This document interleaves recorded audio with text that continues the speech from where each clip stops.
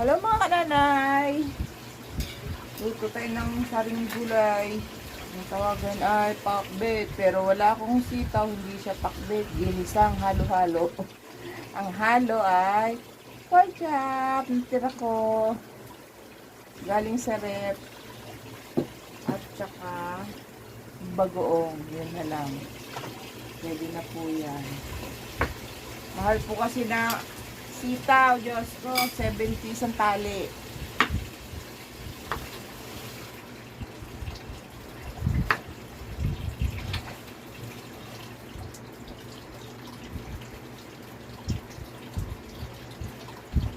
Sabi ko, mahal naman ang sitaw, 70. Kalahati, 35. Ilang piraso? Tatlong piraso yata yun, 4 na piraso. Hiniwa ako na ito galing sa nag-yelo kasi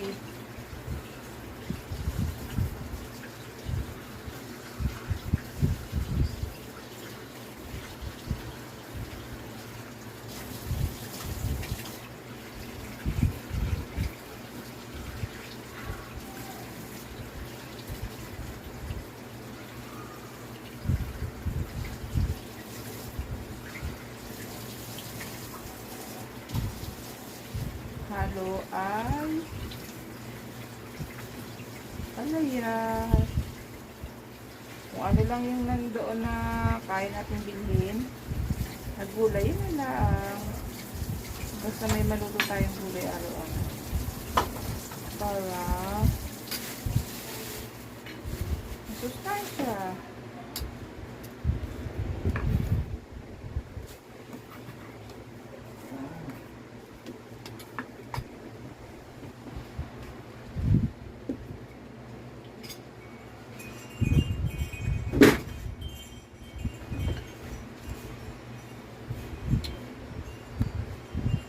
Dapat kaya sa akin mga kananay.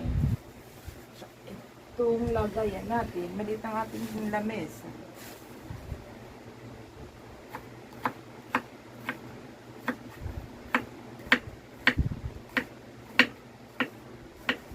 Itong kaganapan araw-araw sa buhay ko.